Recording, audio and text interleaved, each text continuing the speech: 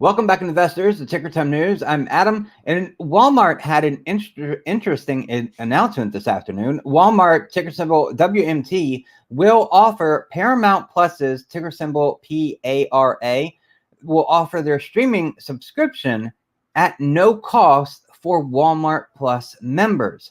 I know everyone is adding a plus to their names. It's kind of interesting to see everyone do it, right?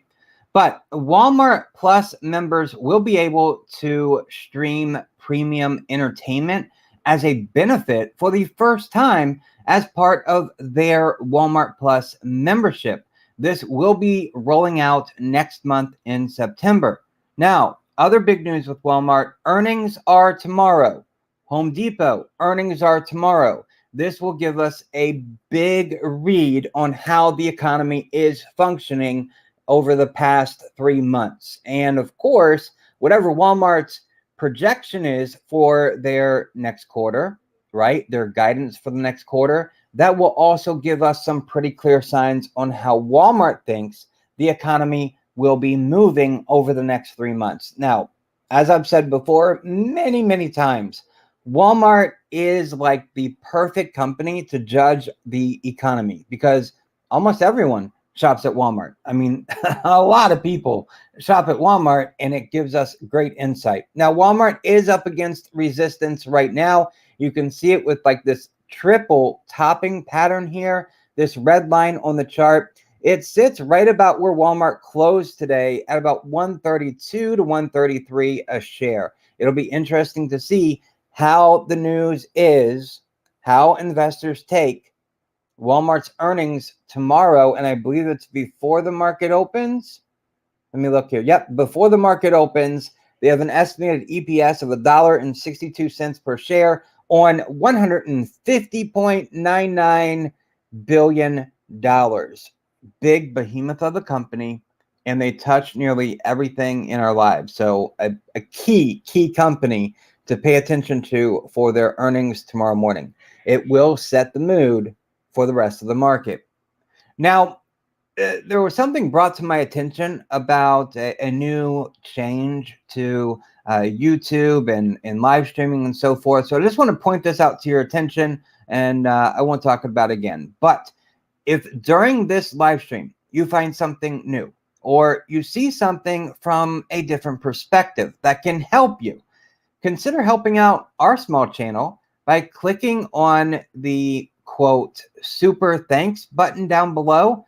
It could really benefit a small channel like this. So if you find something you like, consider clicking that. It's called super thanks button. It's down there with all the like and other buttons that YouTube has. So just consider that. I found it, thought it was new and cool, so brought it to your attention. All right, the stock market. Let me go to the S&P 500, ticker symbol SPX. And you can do this at home with me. There is a link in the description to TradingView. You can sign up, doesn't cost you a penny. Now, the stock market, it opened with a bit of relative weakness amid global growth concerns before finding a bit of upside momentum to turn things around mid-morning. I'm going to go to the 15-minute chart here for the S&P 500. I'm going to open it up just a little bit so it's a little clear indication on what we're talking about. You can see the big run up from Friday. All right, so about midway on your screen here, this is our price action today. Every candle represents 15 minutes of time. You can see this morning a big drop off and almost an immediate bounce rate back up. Kind of drifted sideways down a bit, and then there it is about 11:15 a.m. Things kind of kicked into gear. But then once we got around 1 o'clock p.m., things stopped, and we reached our highs there. And only barely did we break slightly above that within the last hour of trading session today. So that mid-market bounce that we had, the market maintained this positive bias here throughout the day, with the S&P 500 testing and finding resistance at 4,300. That is a key level, and it is going to be really tough for the S&P 500 to break through that. Let me go back to the daily view here real quick. Click one button to correct these charts. Now, if we look at the two purple lines here, that represents the weekly expected move for SPX. That ticker symbol, and again, that tracks the S&P 500. The top line and the bottom line of the two purple lines. That's where the options market believes the SPX will close by 4 p.m. Eastern on Friday, right? So it can go out of it to the upside. It can fall below and go to the downside. But typically, 68% of the time, it finds its way to close within this space. So it can be used to help you manage your risk, knowing that, hey, if this thing is close to the top of the upper expected range, this isn't necessarily a good place to go long. Vice versa, if it's down towards the bottom, maybe it's not necessarily the right place to go short. How's it going, sir? Glad to see you. So we have this. The top line is 4351.65. And remember, 43 is a stiff line in the sand. It's going to be really tough to crack. This red line just below the upper purple line, that is sitting right about 4,300. It'll be stiff.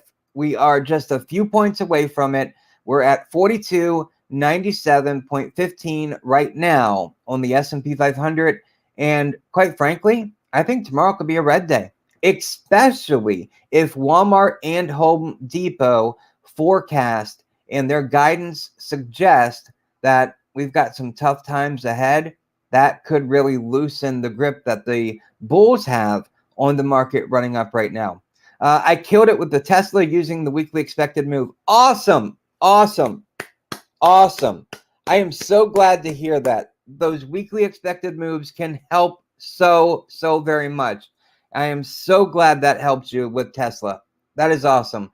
Actually, as a matter of fact, I'm going to pull up Tesla. TSLA. I do not have the weekly expected move for Tesla on the chart right now. I usually don't put that on the live streams until Wednesday to give our investor community on Patreon time to have that information, digest that information, and use it to their advantages. So I'm awesome that that worked out for you. You can see cup and handle pattern here too for Tesla. That also helped to gauge, you know, where Tesla could be moving to. And if this cup and handle pattern is confirmed, you know, Tesla could go a little bit higher.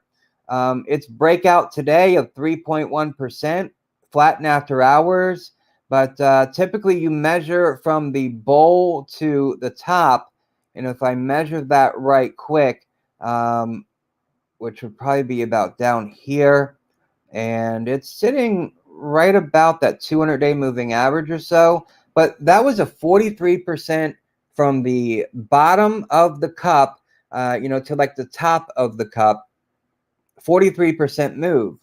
So that is a big move. And typically off of the handle right here, you know, that is potentially a move that you could see. And if it did occur for Tesla, I mean, that takes it back up to above $1,200 a share. Now, it doesn't necessarily happen in one straight move. Obviously, that would be a huge one. But it can signal that this is a bullish development and it can continue to march on. The one thing to pay attention to is you want to make sure that if we line this up here, you want to make sure that Tesla breaks out above this red line here. So the wick of today's candle did, but it closed just below it. So it's not a breakout of the cup and handle pattern yet. What you'd want to see is for it to close above this red line. So closing above, let's call it $930 a share. If it were to close above that, that is even more fuel to the fire for a bullish move. And then if it came back in back tested, you know, a green day breaking above it, closing above 930, and then pulling back to the 930 and then taking off, that would be an extra bullish signal that, hey, Tesla's got some room that it can run here. So something to pay attention to and watch as you are trading Tesla. All right. Back to the market here, 4,300 big level, and the S&P 500 is really close to it. Now, just like we had mentioned all of last week and even the week before, I don't know how many weeks we go back and you can watch, 4,300 has been a key level since then. So here we go. We're almost at it. Now, the three major indices, they closed just above session highs. Now, on the daily chart here, SPX up 0.4%. I'm going to go to the SPY, give you the weekly expected move, and it was up 0.41% today. The weekly expected move, upper range, is 434.74. The bottom of the range is 419.46. And right now, it is bumping up against 430, and that is just like the SPX's 4,300. It could provide a lot of resistance. If you look at the volume profile over here, man, where does it really stick out? Let me grab the highlighter right quick. It sticks out in this period. We'll call it 440 on the SPY, and then going down to the 430. So there is a lot of volume at that price point, that $10 spread of 430 to 440. So that could be a very difficult place for the SPY to break through. All right, let's move on to the Qs. The QQQ was up 0.81% today. Now, on its weekly expected move, we got the upper range of 338.57. The bottom of the weekly expected move is 322.21. Now, today, it did break above its kind of red line in the sand. But one thing I'll add to this, okay? If we look at the RSI down here at the bottom, it has been running pretty darn hot. Right now, it's at a 70.4. 70 and above, overbought. 30 and below, oversold. So you could see a little bit of resistance, even though it has broken above that. The bulls breaking above that may want to say, you know what? We accomplished our mission. We got above that tough resistance area. Let's take some profits now. And you could see the Qs start to move sideways or maybe even slide down a little bit back below that resistance area. That's always a possibility. All right, let's keep running with a few comments here. I feel like shorting this market, everything just seems like a straight line up. That's a very good question. The market right now, it seems like it's on fire. It seems like nothing can stop it. Bad news is good news. Good news is great news. But what I would say, the fundamentals of the market are really weak. They are falling. They're getting weaker with almost every report. Almost every report. There are some, good reports out there still, even if they are, reverse looking like jobs data. But with this market, I myself find it difficult to short. However, I did start a very, very tiny position to short the NASDAQ. I opened it up at close of business today, very small, and I'm going to start growing out a position to short the NASDAQ because I think it's overextended. It's been running nonstop for weeks now, for days definitely, if not a couple of weeks. I mean, you rarely could go back to the bottom of the June lows and say that, yeah, it's been running pretty strong for over a month. So I am starting to grow out a short position for the NASDAQ. I'm using QQQ for that short position. And again, it's small, and I'll build it out as this market wants to creep higher. But this market has got to digest all of the information that it's received over the past several days and even several weeks. The market cannot just continue. If we even look back here, FOMC meeting, and how the market from there has, really honestly gone like straight up at that angle.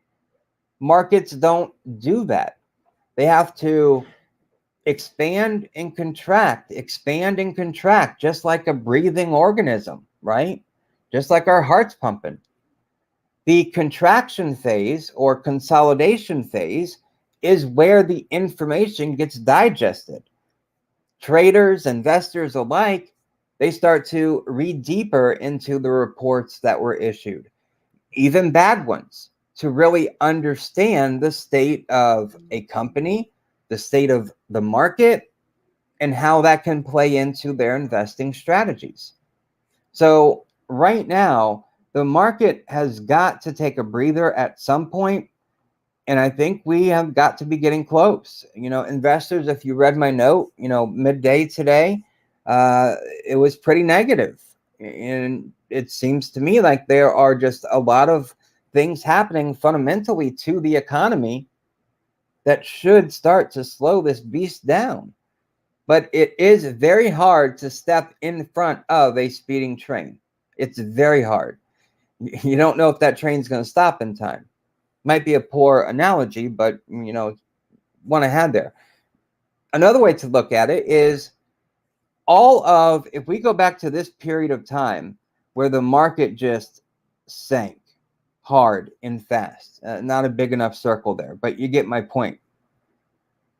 All of the investors, traders who act on emotion, they were the ones scared selling at that point.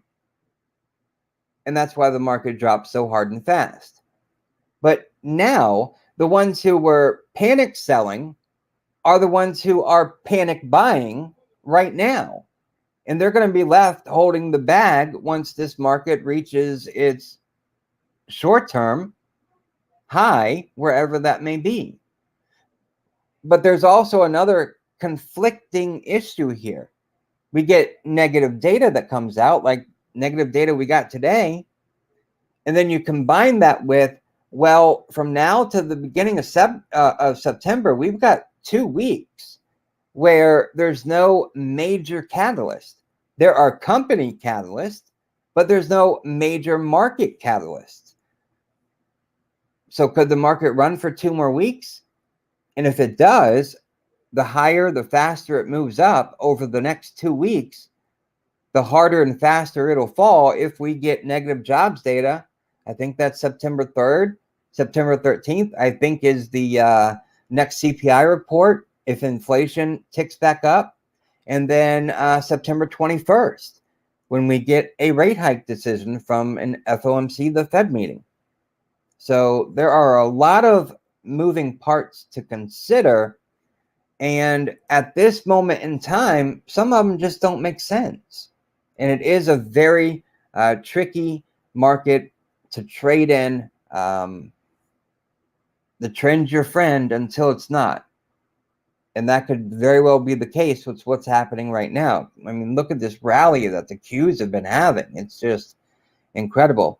Yeah, market is running hot. Absolutely.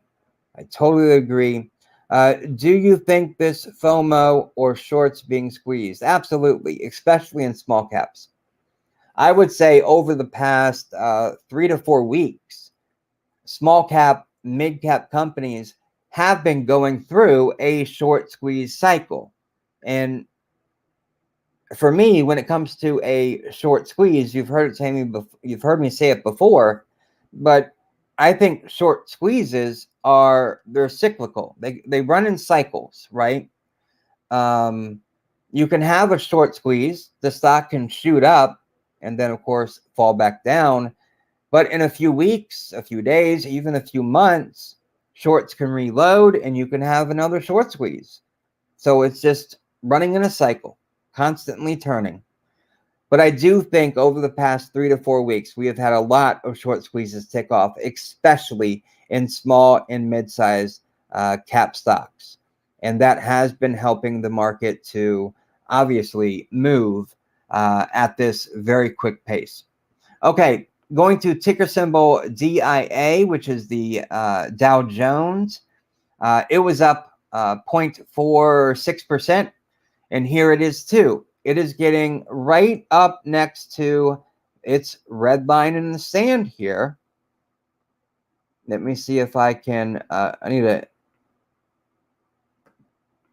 move this red line out a little bit to get caught up with where we are. But I'll bring it out here some, get it lined back up right. And you can see it closed today right about its 200-day moving average, which the 200-day moving average for DIA, the Dow Jones, 339.09, and it closed at 339.37. So just slightly above its 200-day moving average. That should pull some momentum out, and it's getting close to the red line in the sand.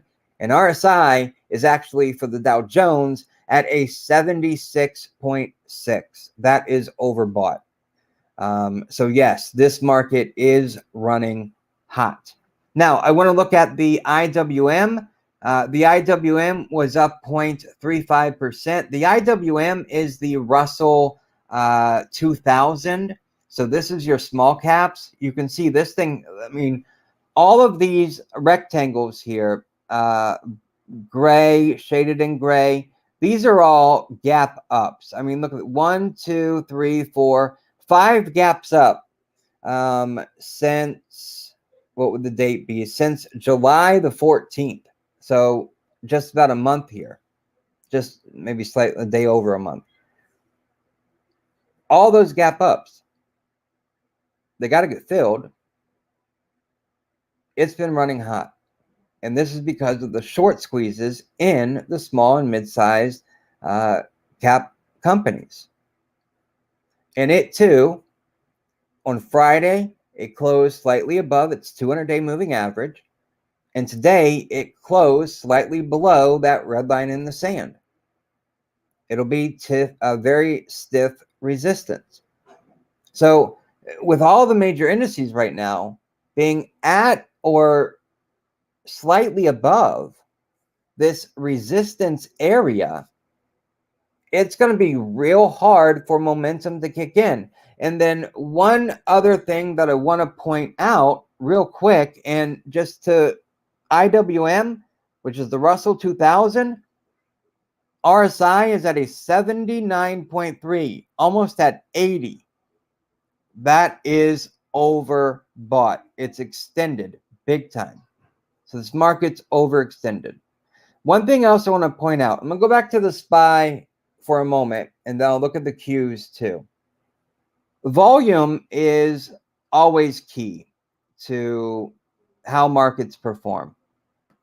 And right now, I want to try to pull, there we go. Leave it right there. Volume is down here at the bottom. It's the red and green peaks and valleys down here. Going back to the FOMC meeting to today, volume has been declining, okay? It's been going down. And it's really accelerated going down from August 11th going to today, falling harder. So volume has been very light. That's the SPY. Let's look at the Q. Same thing is what you'll see. Stocks have, the industry has just been going crazy. RSI, oh, sorry, I have that here. RSI is at a 70. Volume is declining. It's falling off a cliff. That's a bit of a divergence between volume and the price action of the equity or the indice here.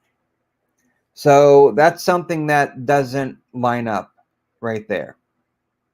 So there's a lot of what I would call shaky grounds that this price action is resting on. And then let's throw one more into the bucket. You guys know that the DXY, which is the US dollar, when the US dollar is strong, the S&P 500 has been weak. And let me just go ahead and give that quick demonstration for anyone new watching. I'm going to add, I'll put the SPY over this SPY to represent the S&P 500.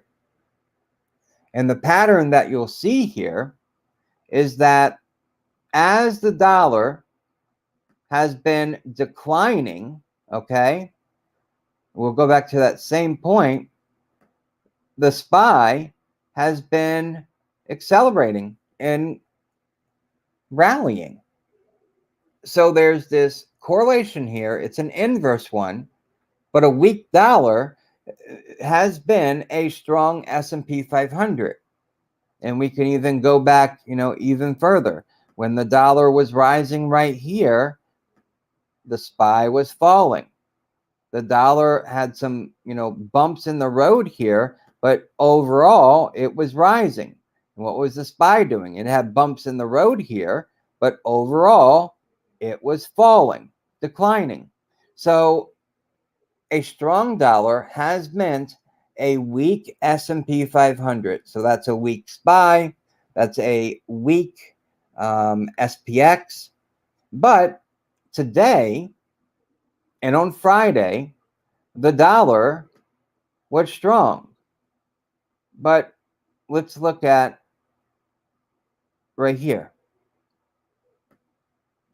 They both went up. So I'm starting to wonder right now, has one of two things happened? Has the correlation here, the inverse correlation, has it been broken? Or are stocks just popping off way too fast right now? Meaning too many short squeezes, too much FOMO, fear of missing out. You've got your panic buyers.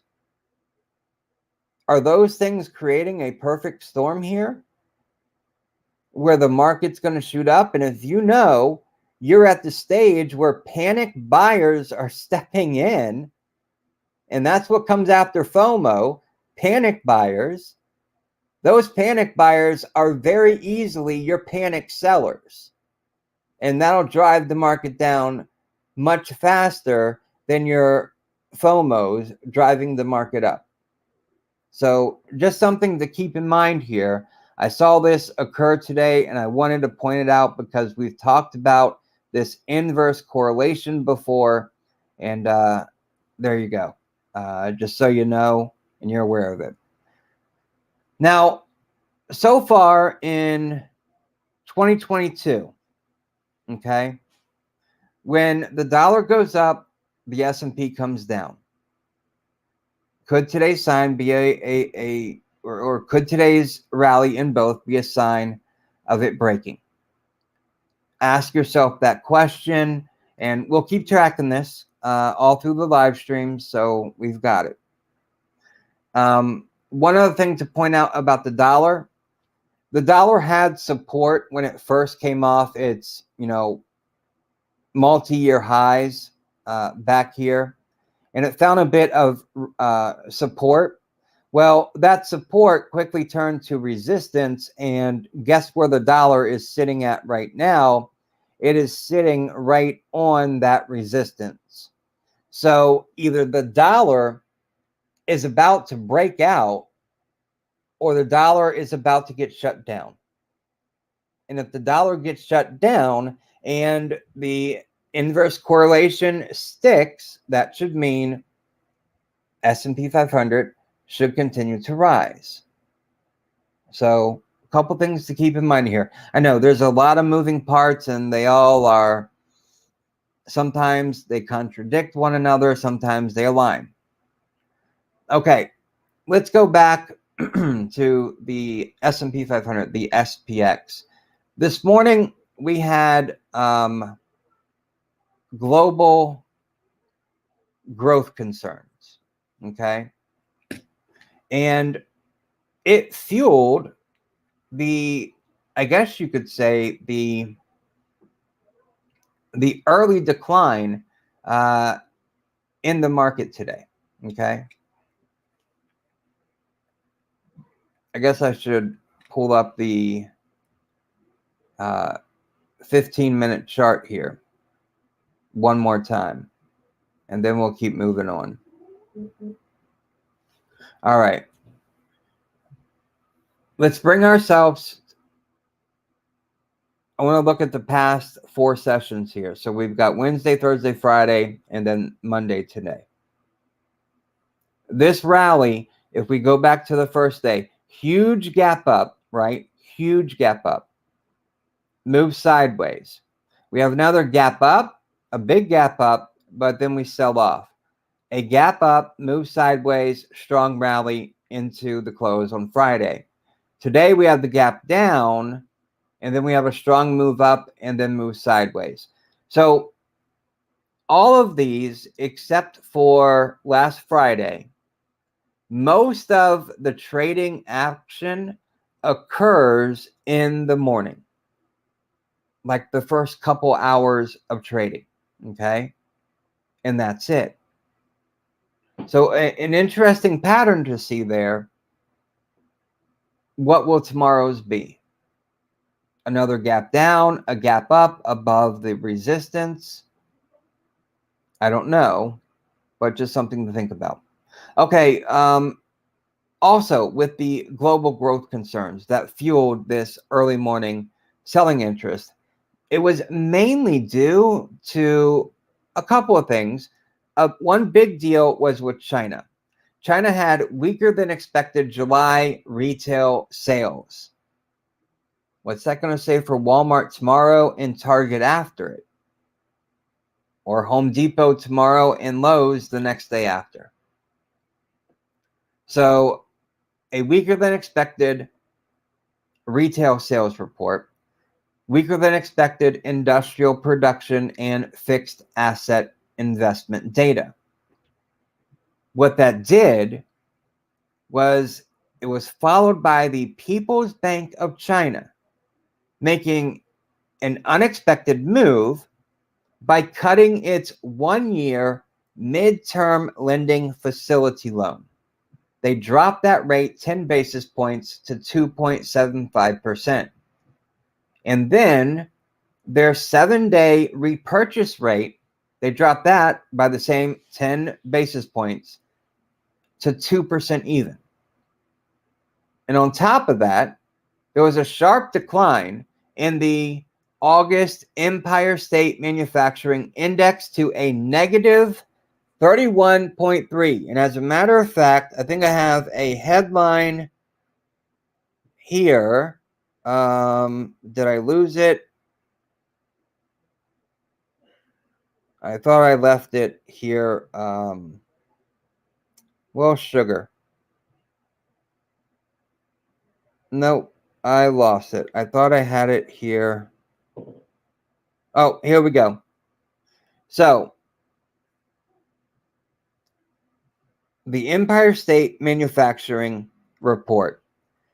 This was the second largest monthly decline in the index on record. And again, it went to a negative 31.3. Also, it's among the lowest readings on the survey's history. So second largest monthly decline and one of the lowest levels in the survey's history at negative 31.3. And a side note here, Any number below 0 means contraction. It means the industry there, the manufacturing industry, it was shrinking over the past month.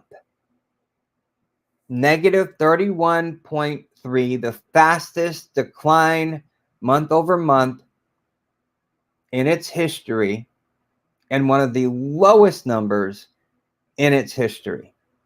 And again, anything below 0 means contraction. And then we got another lower than expected, the August NAHB, Housing Market Index. It all piled into the news from China, and that's what fueled the early selling interest we saw this morning. Now, with renewed global growth concerns in play today, the energy complex, that futures market, it made big downside moves early on. WTI crude oil.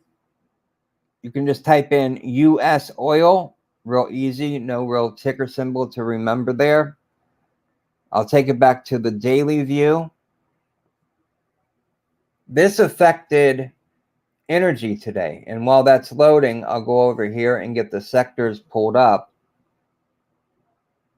so we can look at those too.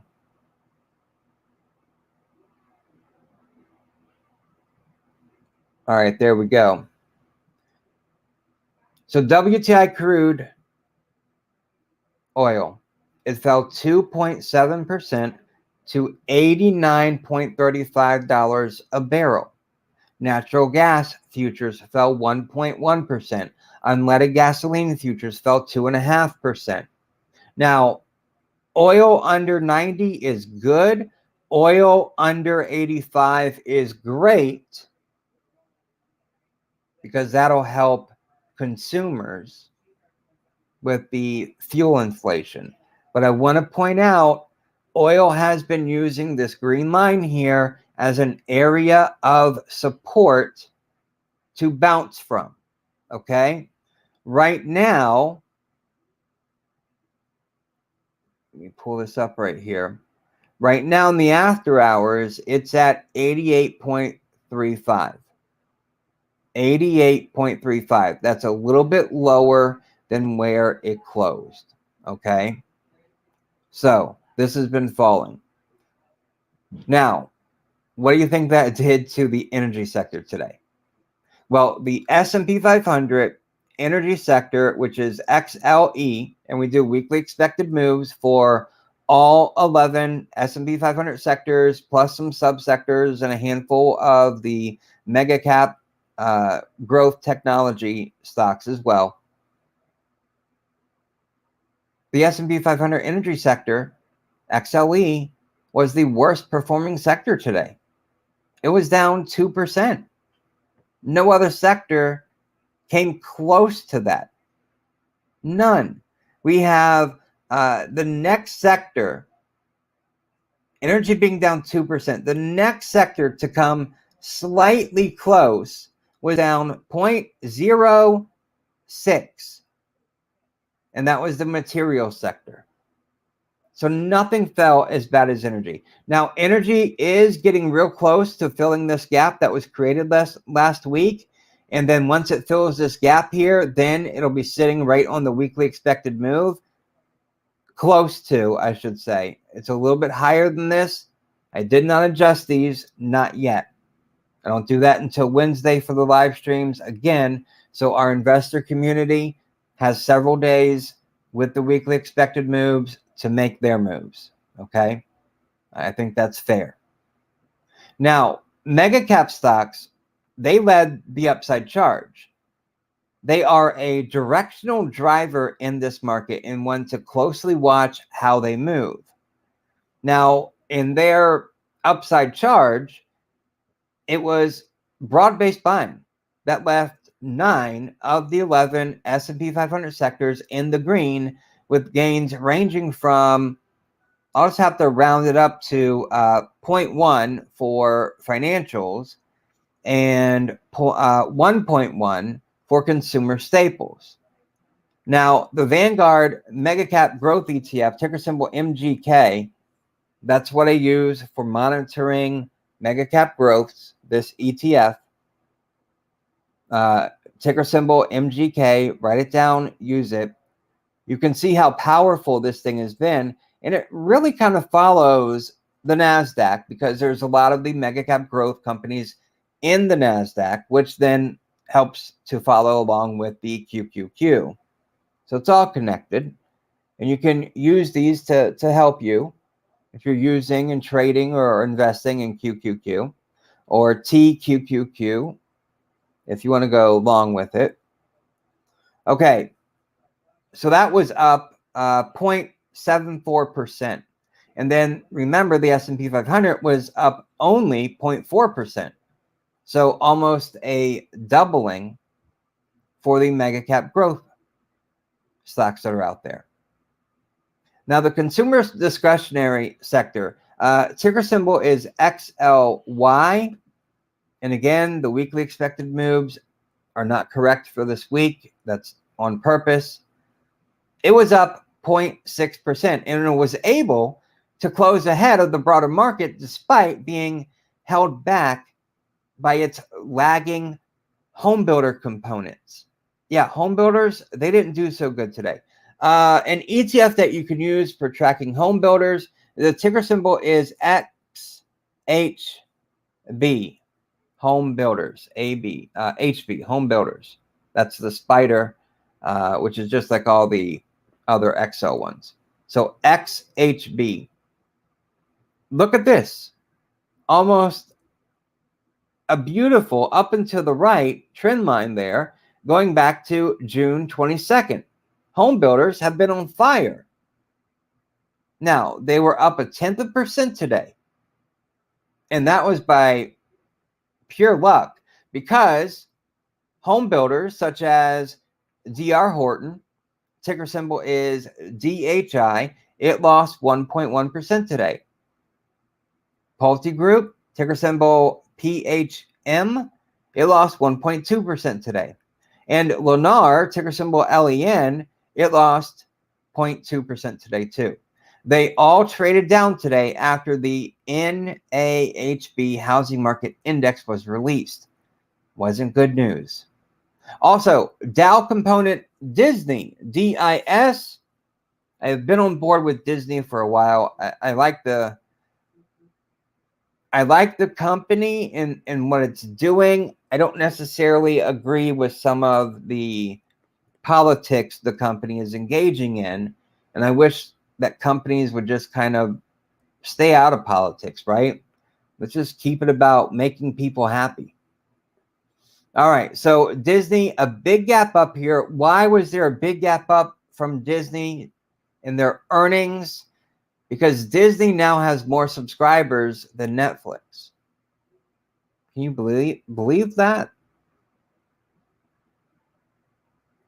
On Disney, it was up 2.2% today. A lot of news came out around Disney and different firms who now hold Disney. Some firms who sold it earlier this year are now buying back in or bought back in over the last quarter, the last 90 days, my apologies.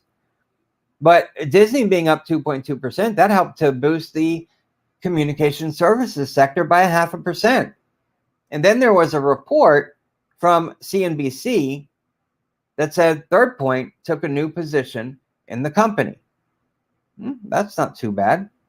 And then we have two mega cap growth companies, even though Meta Platforms may have taken a back seat here for a while. Meta Platforms and Alphabet, they were up, both of them, 0.2%. And that helped with sector performance. Alphabet is a huge mega cap growth company. All right, let's look at the yields. US 02Y for the 2-year. The 2-year fell 7 basis points to 3.18%. Now, that is a good thing. We want the 2-year to fall. You see this red line? This resistance has got to hold in order to get the 210 out of being inverted. Okay, it's got to get out of being inverted. Sorry, I missed that there when we were talking about Disney.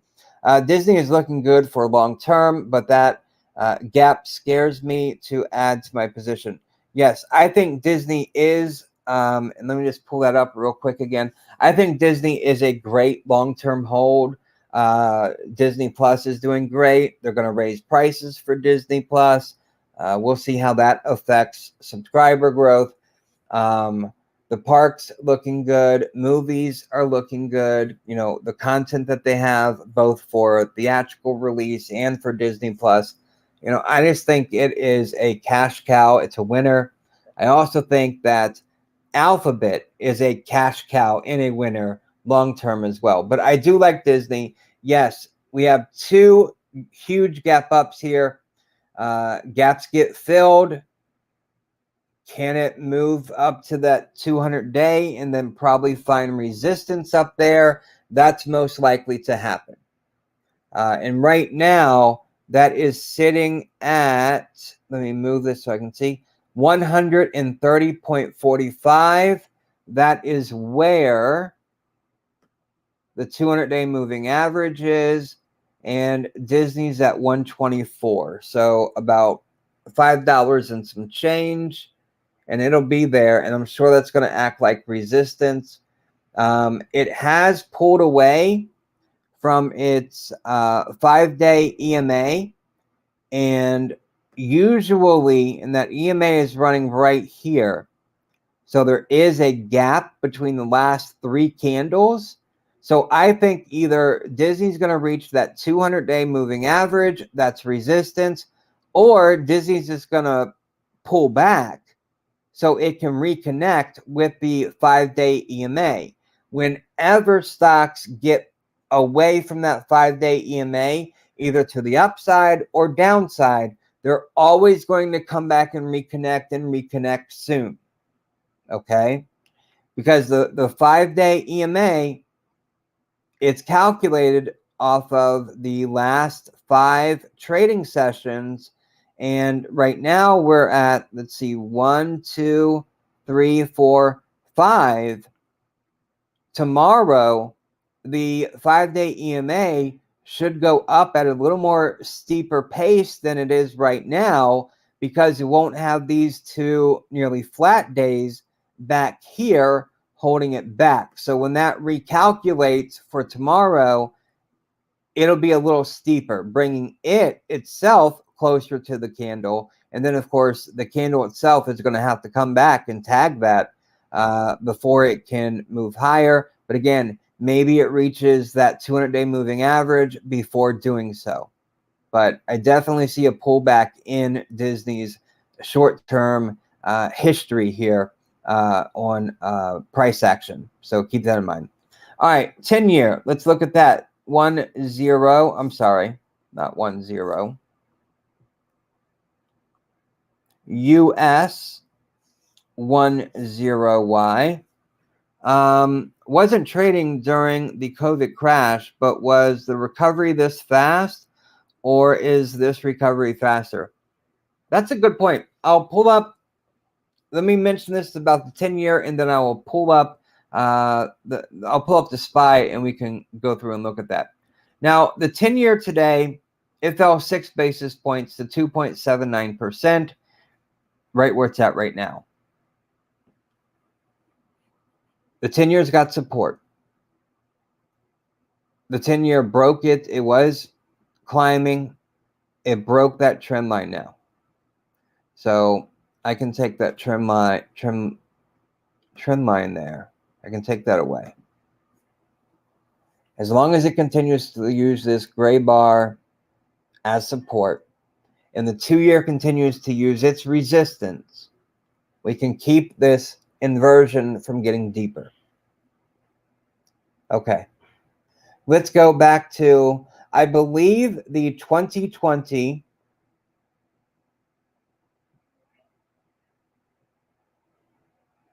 dip in V-shaped recovery. It didn't it didn't take half a year to fall. Okay, I'm gonna go to a weekly candle here. So if we're looking to compare the question about the COVID V-shaped recovery, if we're looking at, and let's set our perimeters here, we'll go from bottom of the March 2020, the lows there, and then the angle at which we are recovering right now. And I think, and the reason I'm using those two as the perimeters for what we're looking at is because the market took 6 months to get to that June low. During 2020, it literally took a month, maybe 3 weeks to go from the top to the bottom. So it happened fast. Let's just go back here and look. We can actually, this is how we're going to compare. I'm going to take a trend line here. I'm going to put it at the bottom, and I'm just going to run it up just like this. I'm going to make it a little longer so we can see it good.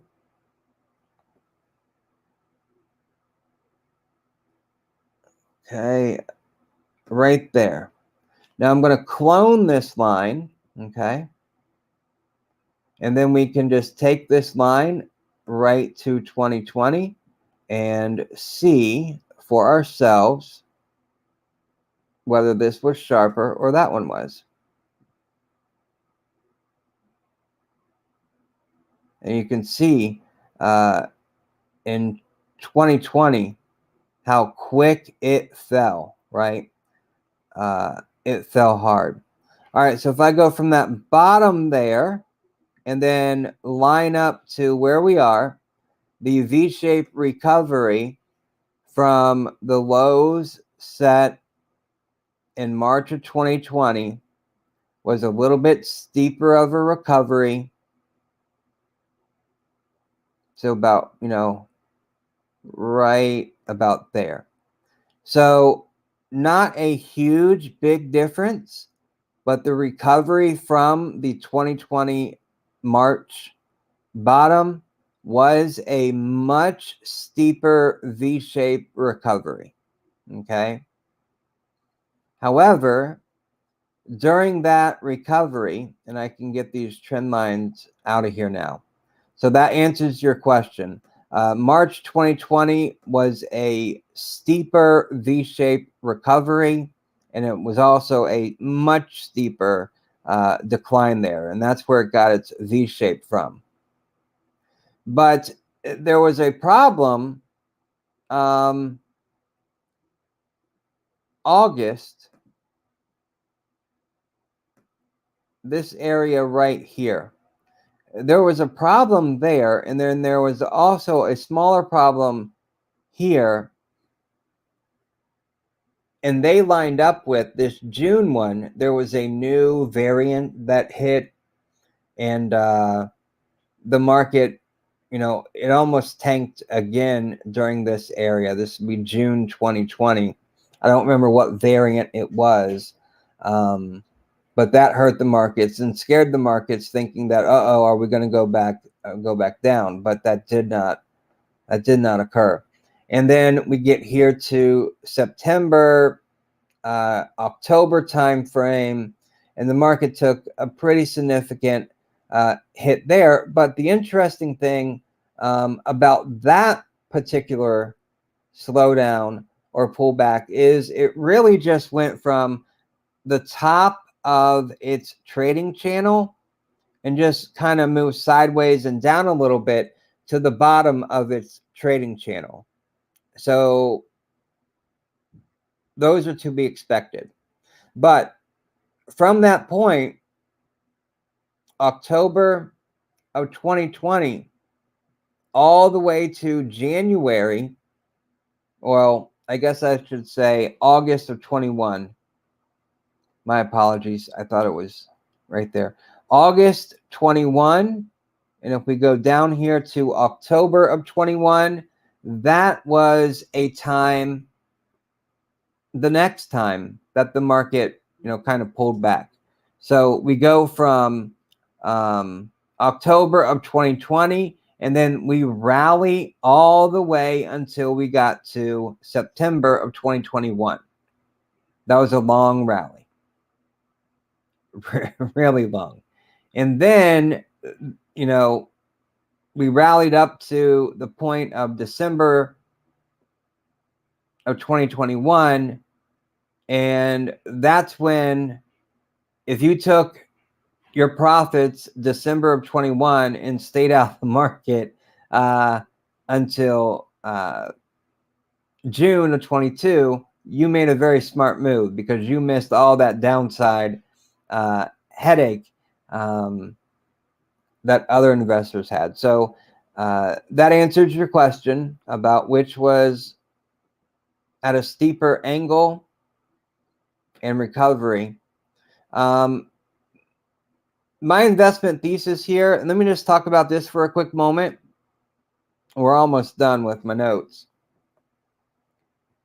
This recovery we had right here, or we are in, it is substantial. It is at a very key point of resistance in a psychological area. I do think that we've got 2 weeks where the market could rally, maybe even to 45.50. Maybe. Let me put a line right here. If we look here at 45.50, this is going to be an area right here that could provide, quite a bit more resistance there. 45.56 is where I put that marker.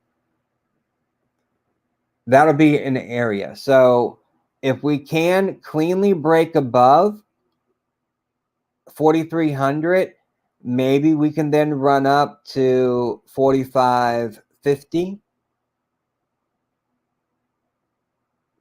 But at that point, I think all of the economic growth concerns that we're having, maybe we can keep rallying like this. But then I think all the growth concerns that are in the actual economy, they're going to start coming through on earnings reports. And then maybe we go then down to my target down here. But I'm in a situation right now where I have my investment thesis, and my investment thesis gives me a clear look at, hey, down here, 32.70. That's a bottom that I had written in my thesis. And at this point in time, I'm starting to think, okay, you always have to keep your ideas, your strategies, your thesis on whether it's individual company or the market. You got to keep it fluid, and you got to change it as the market changes. And right now, the market's at key levels. Bulls are in control, but bulls may want to start taking profits. Bulls may want to hand it over to the bears and let them consolidate and chop around for a while. I don't know exactly where we're heading next. I don't know about that.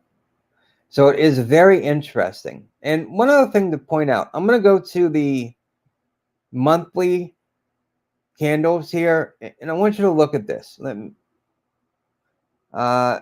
Let's do our best to ignore the lines here, okay? The 5-day, or it would be 5-month EMA, right now, you know, in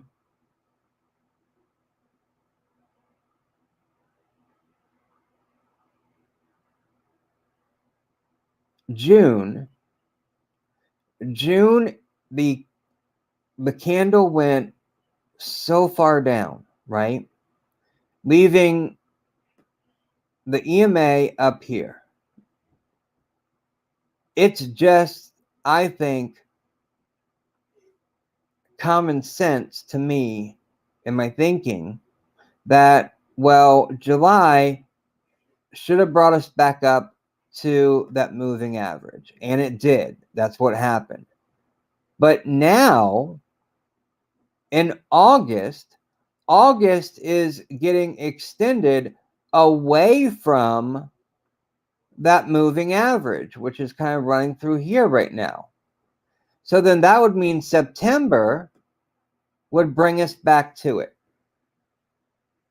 That's my thinking, right? My kind of medium time frame thinking right now. That August could continue to rally, but it will be taking us away from that moving average. And again, it's the most frequently tagged. That means September would then bring us back to that moving average.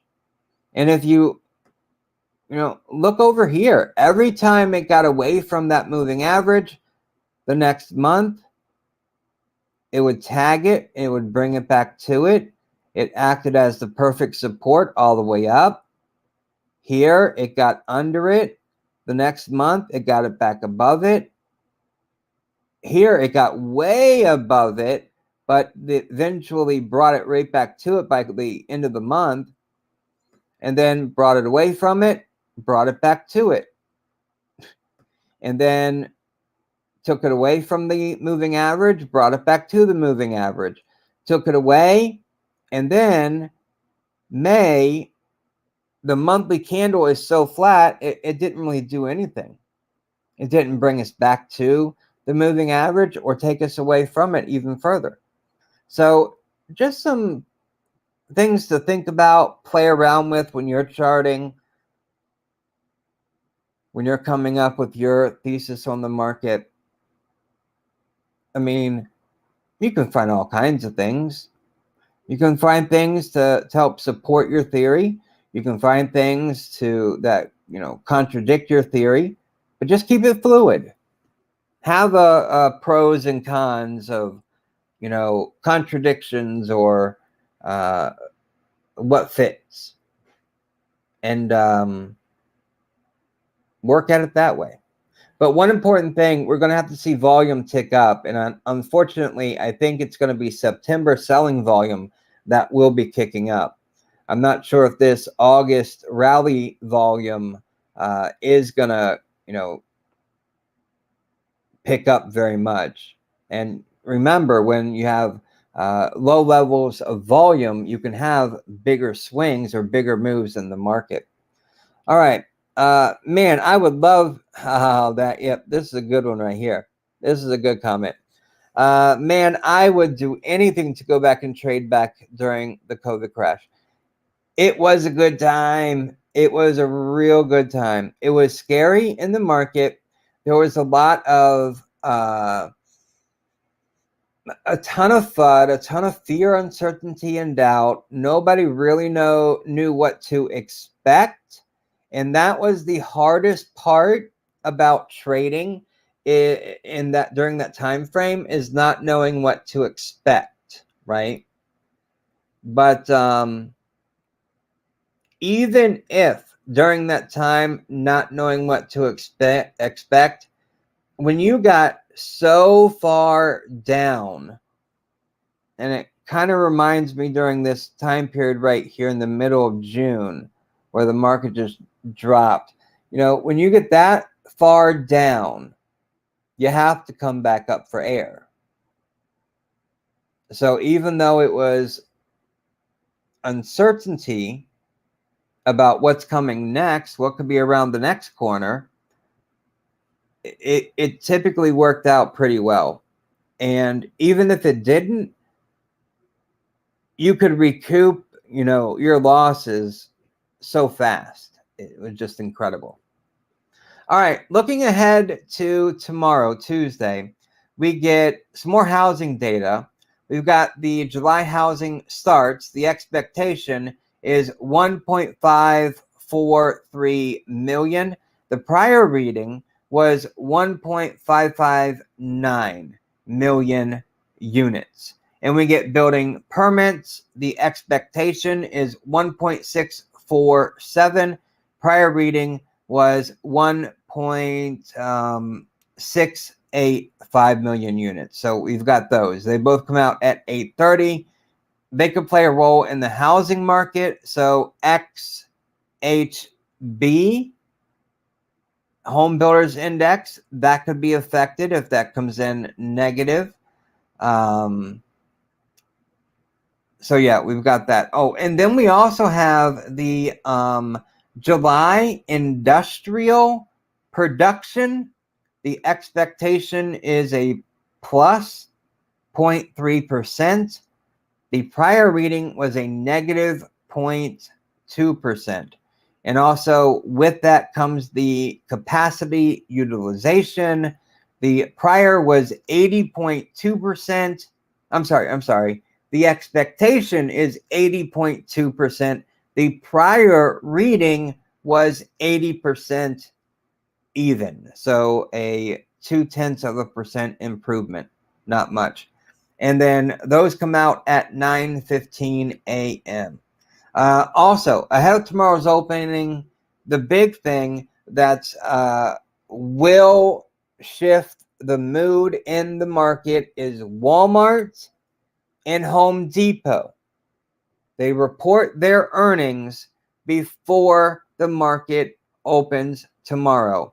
Now, I expect the market to start cooling off either tomorrow or Wednesday, simply due to the fact that many of the indices are at key levels of resistance. And even for a bigger reason is that relative strength is being stretched to overbought territory. I showed you that on many of these. You can see it right here on the SPX. It's been extended and it's just getting hotter. It's at a 76.2 right now on relative strength. Relative strength can remain hot for a while, and it has been. You can see that the line flattened out here right at 70 points, and then it ticked up higher today. So we've got two reasons here to think that the market could start doing its contraction phase. Expansion leads to contraction, where the market consolidates for a while at these key levels. And again, we've got 2 weeks with no major market catalysts. But that doesn't mean China can't do something, Russia can't do something that kind of throws a wrench in it. All right, so we got that. That's good. All right, that's all of the notes that I wanted to cover. All right, we can go over any other questions that you have. Just real quick, do me a favor and click the like button, share the video with a friend, and join our investor community if you have not already by clicking the first link in the description. You'll get instant access to our weekly expected moves that can help you manage risk and help you to actually make money on trades. Numerous trade setups throughout the week, top 10 stocks in 4 different categories. I just sent out our top 10 momentum stocks list to our investor community before the live stream. That can help you with what stocks are at high levels of liquidity right now, which are good for trading, and what also have high relative strength. So those suckers are primed to just take off or run with any good market movements, right? So that top 10 stocks list just went out. And a little secret, but I typically throw in bonus stocks, so it's not just 10, it's always a little bit more. And then, of course, insights on economic and market activity. So we do this to help you along your investor journey and to help our community grow so we can provide more content. That's the name of the game. Better content, more content. Content that's more useful, right? More actionable. That's our goal. And we can do that with you like we have been. Just make it better. All right. So that's that. Now, any other questions before we wrap this up? Also, one more thing I did forget. I always forget to say this one. If you are new here, consider clicking that subscribe button and join us tomorrow too. Let's see here. I honestly would have sold everything. Let's see here. Let me pull this up better. I honestly would have sold everything. A deadly pandemic must have scared me into hoarding cash. Yeah. That's accurate. There were a lot of sellers that just went to cash, had no clue what to do because, it was unpredictable. No one knew the right answer, but several found the right path to make money with that one. I would have thought Walmart, Costco to have relative weakness today, but yeah, they went up. They did. Let's see, do I have my cursor here? WMT for Walmart. Oh, what? Yeah. Here we go.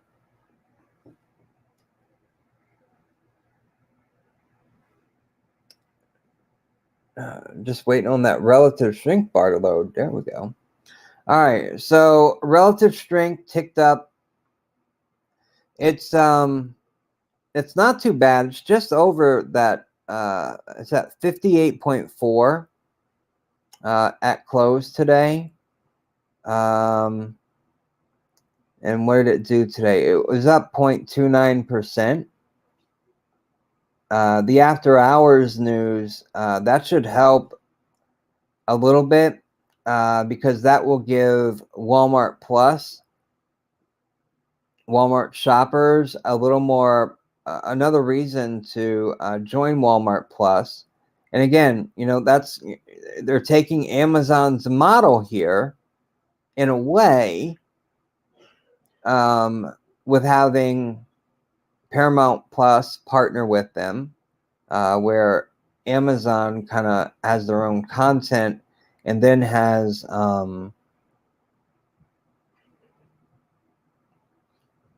area where you can, like a channel where you can subscribe to other streaming networks. But yeah, Walmart, it's been doing pretty good. That layoff news, it's a red flag for me. Prices have gone up. It's going to be curious to see how inflation has affected the community and their purchasing at Walmart. What are they purchasing at Walmart? Also with today, volume,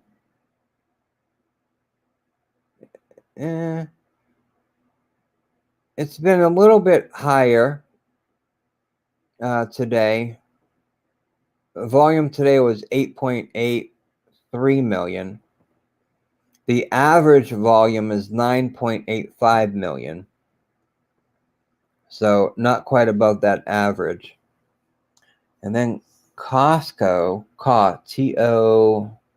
C-O-S-T. Costco.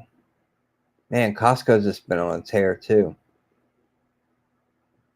Yeah, Costco's definitely getting to the end of its range. If we look at the volume profile over here, right here, this line There's a blue line that is running right through here. That's like a top for Costco. And then the volume profile literally, let me clear that away, literally just drops off right there. So this is going to be a tough area for Costco to break above. And you can see going back here to August 1st. So the entire month of August so far, it's been rough for Costco, and they have not been able to break above this line here. What is this? It's about where it closed today, the line. You could almost call it a bit of a zone. So let me clear these lines up here real quick, and I want to grab a box. Let's see, the top of this thing is at about 550.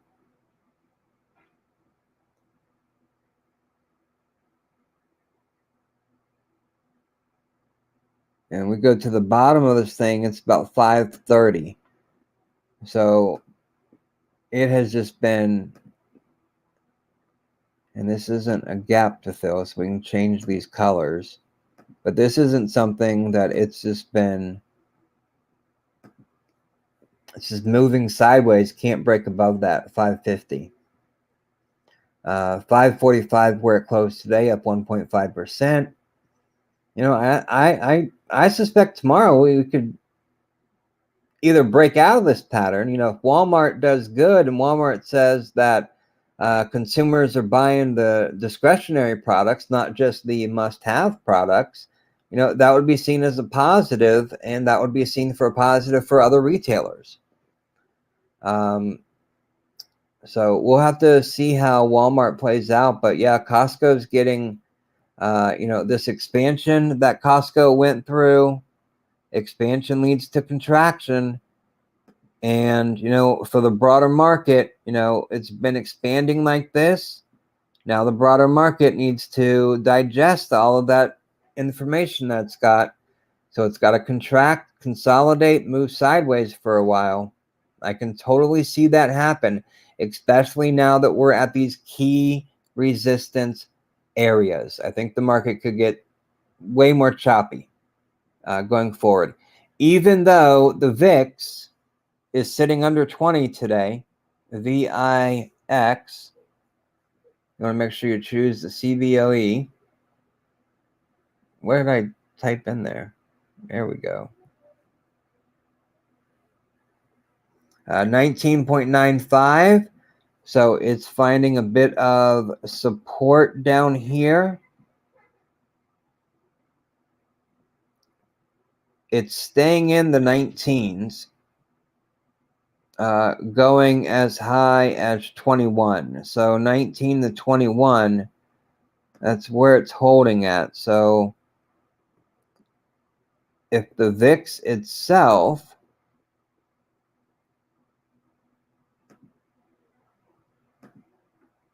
could hold, you know, let's just say here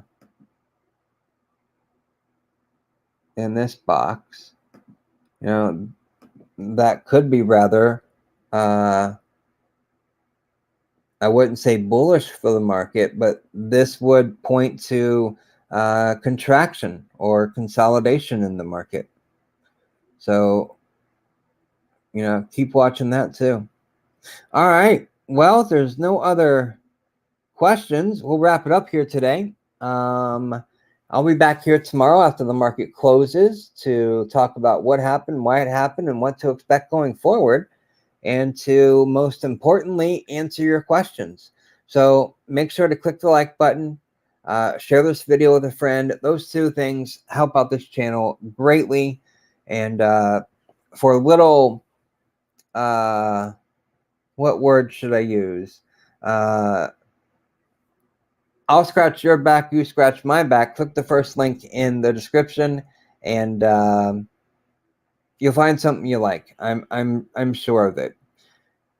All kinds of fun things over here. I mean, weekly expected moves, market insights, top 10 growth stocks, top 10 dividend stocks, top 10 value stocks, top 10 momentum stocks, the week roundup, weekly expected moves for the major indices, 11 sectors, bonus stocks. Let's see here. What else? Insights on economic data, trade setups in 13 different types with the matching stocks. So it's not just like, here's a trade setup. Maybe you want to trade long-term positions. Maybe you want to trade some short terms. Maybe you want those with specific, like doji candles.